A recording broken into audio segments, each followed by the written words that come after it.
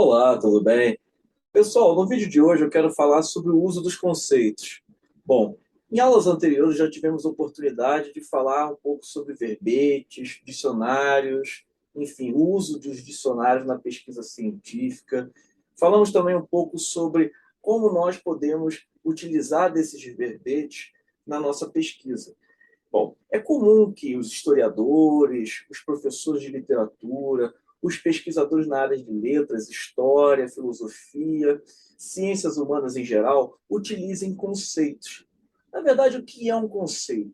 Um conceito é uma terminologia, é uma espécie de um verbete criado por um autor em uma determinada época, ou seja, fixo numa marca registrada ideológica, cultural, geográfica, linguística, e, acima de tudo, ele serve para apreender um fenômeno científico, ou seja, um fenômeno que possa ser explicado por meio de uma palavra que ela sirva para as demais pesquisas.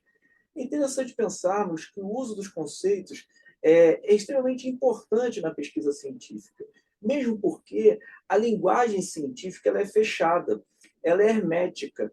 Nós damos sentidos às palavras e aos verbetes porque usamos na aplicação de determinados casos, casos empíricos, ou seja, que faça parte de uma experiência, de um estudo científico que seja um estudo de campo, né? uma pesquisa que um determinado pesquisador resolva fazer, um estudo de caso, por exemplo, ou mesmo numa pesquisa bibliográfica, em que ele precisa atribuir, por meio desse conceito, digamos, um diálogo entre as fontes que ele está ali trabalhando. É interessante pensarmos que, no livro do Franz Victor Ruggio, que é um pesquisador na área de psicologia, já até menciono aqui para vocês, inclusive eu fiz uma postagem recentemente na minha página do Instagram profissional, que é uma introdução ao projeto de pesquisa científica. Eu achei muito interessante na escrita do pesquisador aqui, como ele aborda essa questão da apreensão dos conceitos, ou seja, a forma de que nós, pesquisadores, sejamos iniciantes ou profissionais, precisamos atribuir significado às palavras, mesmo porque não podemos florear o nosso texto com palavras bonitas ou palavras poéticas. Mesmo aqueles que estudam as letras, como é o meu caso, estudo o universo da literatura, nós utilizamos os conceitos para, digamos, desdobrar um assunto em que eu me debruço, em que eu possa, digamos, atingir um determinado objetivo. É interessante também mencionar que nós, pesquisadores, os mais profissionais, por exemplo, no estágio de pós-doutorado, eles já estão ali aptos a criarem conceitos, ou seja, a desdobrar um conceito de um autor, tá? E tentar fazer com que esse próprio conceito seu possa ser apreendido, ou seja, determinado para um estudo de caso ou um estudo de um determinado fenômeno científico.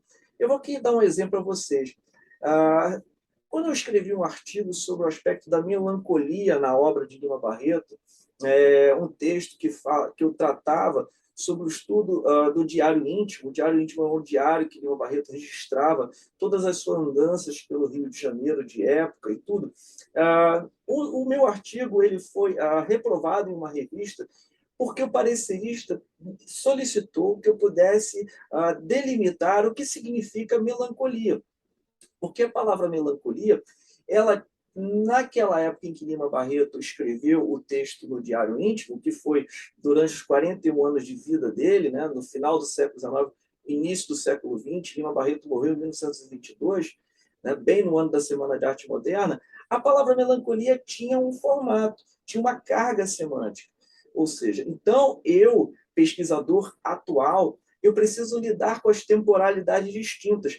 No caso do historiador, também isso é muito marcante, porque o historiador ele trabalha com dois tempos distintos. Né? Ele trabalha com o tempo atual, em que ele escreve a pesquisa, e o tempo remoto, o tempo que ele vai se debruçar ao investigar aquele determinado material. Inclusive, o próprio vocabulário em que ele busca atingir, digamos, essa interpretação de época, ele precisa saber utilizar das palavras, utilizar não forçando um arcaísmo, né? Mas buscando ali, digamos, um equilíbrio da pesquisa que ele está desenvolvendo com o tempo atual dele. Não é? Então, voltando a falar sobre o artigo, quando o parecerista escreveu, você precisa delimitar o que significa a palavra melancolia, logicamente, eu fui buscar no dicionário, né, o significado dessa palavra. E daí a importância também do pesquisador trabalhar com os dicionários. Eu já tive a oportunidade aqui de falar um pouco a vocês que o dicionário de estudos narrativos do professor Carlos Reis, o dicionário, por exemplo, de termos literários do professor Massu Moisés, os dicionários, por exemplo, de filosofia, de sociologia, de política, num vídeo recente. Vocês podem checar lá na playlist.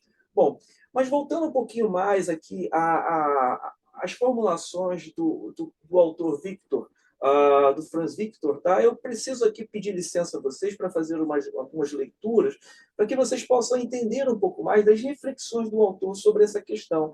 Está na página 22, no capítulo 2, que é Comunicação e Conhecimento Científico. Só para vocês terem uma ideia, esse livro já está na 43ª edição. É um livro publicado pela editora Vozes, tá? No site da Amazon, vocês vão comprar ele por um preço bem em conta. Eu paguei R$ 12 já com frete incluso. Tá? Eu peço licença a vocês para fazer a leitura. Na página 23, o autor diz assim, cito, o conceito é uma atividade mental que produz um conhecimento, tornando inteligível não apenas esta pessoa ou esta coisa, mas todas as pessoas e coisas da mesma espécie, além de ser a representação da coisa em alguém. O conceito é o meio que o indivíduo tem para reconhecer esta coisa, ou outra qualquer da mesma espécie, compreendendo-a, tornando-a inteligível para si. Justamente, nós, pesquisadores, precisamos atribuir uma carga de inteligência, uma carga de sentido semântico aos conceitos. Se nós já estamos na capacidade, digamos, na maturidade de um pesquisador mais profissional, de interrogar os conceitos e, ao mesmo tempo, atribuir significados a eles, não é? Nós podemos criar, sim, os nossos conceitos.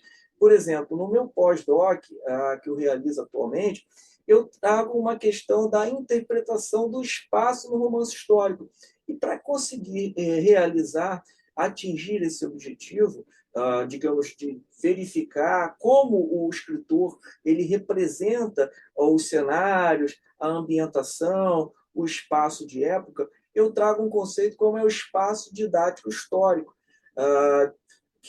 descritivo histórico, se eu não estou enganado, que é uma expressão que eu utilizo e eu delimito essa expressão para que nós, leitores e os outros pesquisadores possam, digamos, vislumbrar esse conceito nas leituras, não é?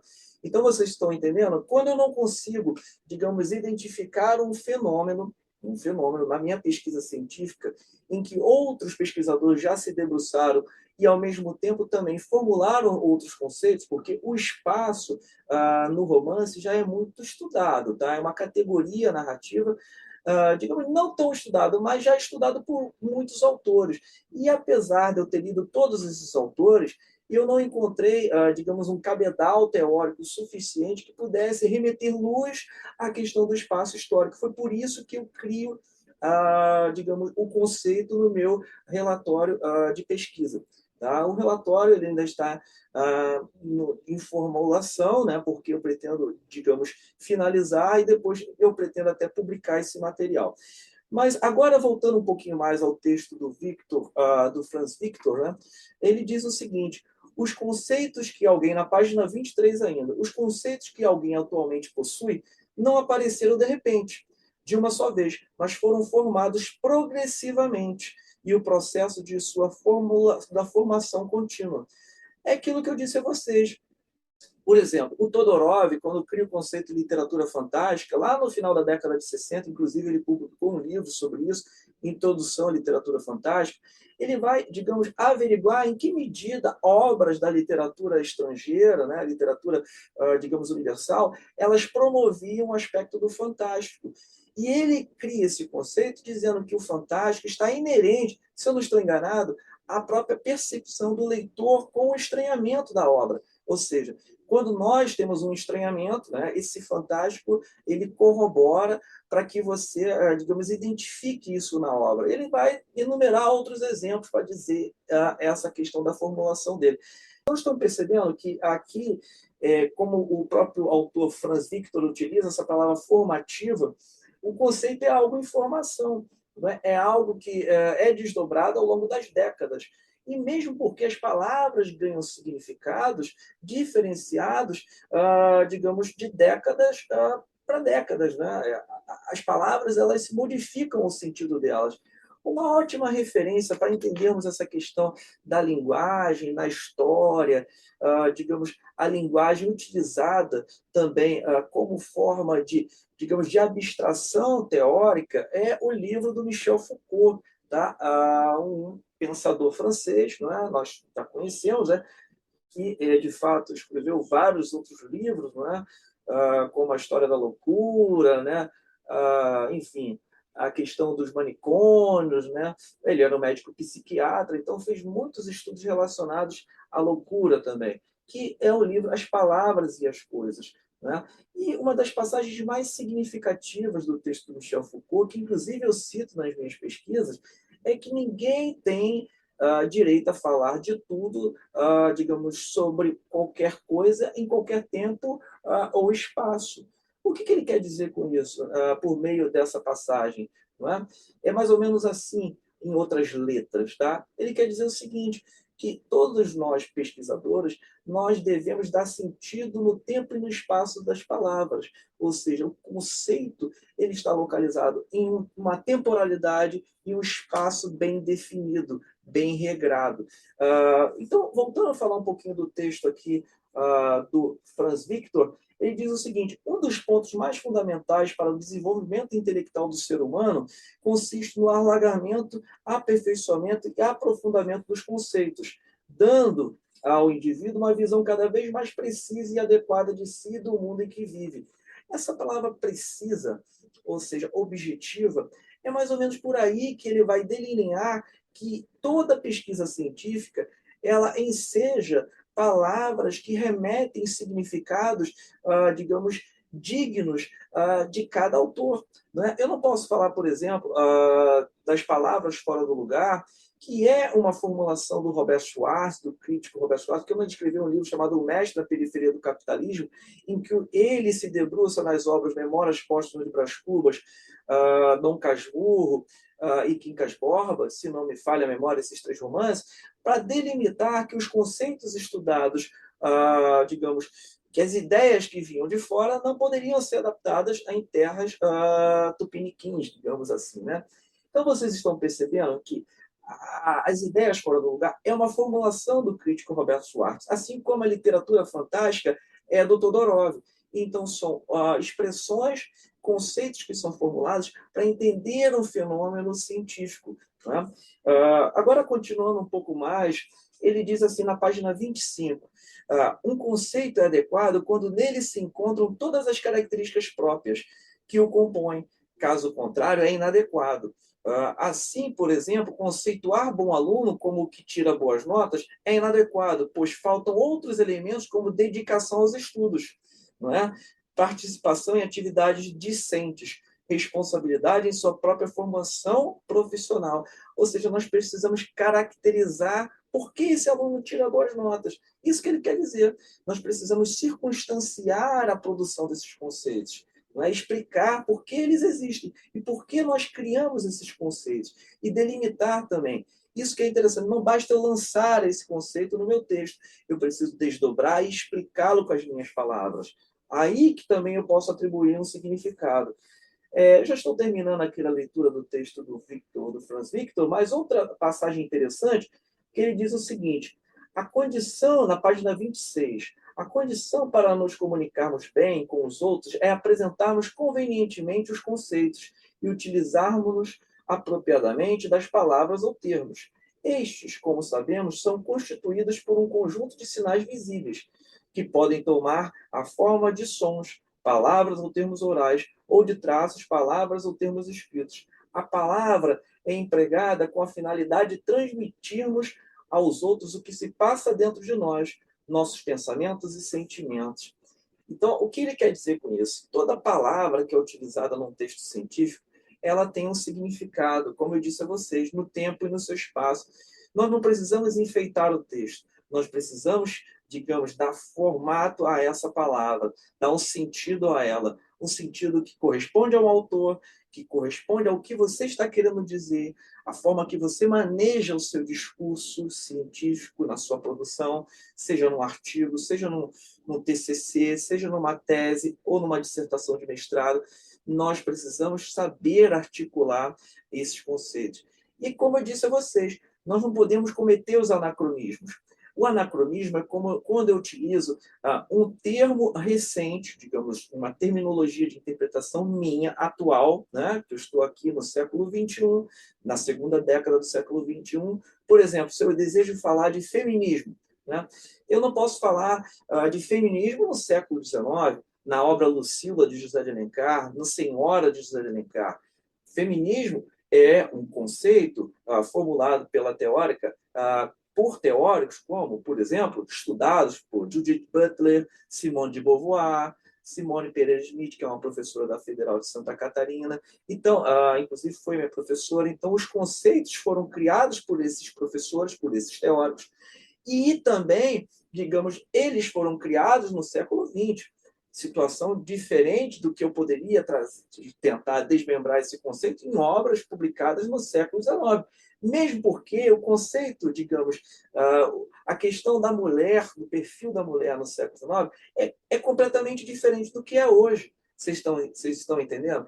Então, ao formular, ao trazer esses conceitos, eu preciso também saber utilizar, manejar e equilibrar as minhas palavras, certo? Agora, para terminar aqui a última passagem do texto dele, ele diz o seguinte, o Franz Victor, na página 26, peço licença a vocês, ele diz: a ciência não está interessada nas palavras em si, e nem as utiliza apenas para embelezar as frases ou para lhes dar toques emocionais. Foi o que eu tinha dito, né? A ciência rejeita como espúria qualquer forma de psittacismo, isto é, da utilização de palavras sem ideias correspondentes, não é? Mas, pelo contrário, como as palavras devem servir sempre de meios para revelar um pensamento ou mostrar algo na realidade. A atenção da ciência se localiza de modo especial no significado e no seu referente, que a palavra pretende indicar. Leiam Roman Jakobson, né? Que é um linguista, né? Muito classificado no estudo das letras, né? Que traz muito que é signo e significado. Foi a proposta também que Fernandinho de Saussure, no seu curso de Linguística Geral, um pensador estruturalista, né? Digamos, promoveu naquela época, no 1916, 1917, por aí, né?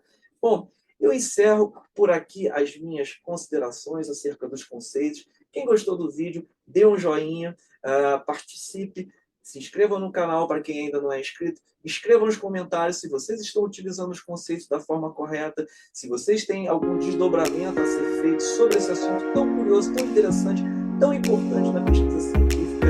Grande abraço e até o próximo vídeo.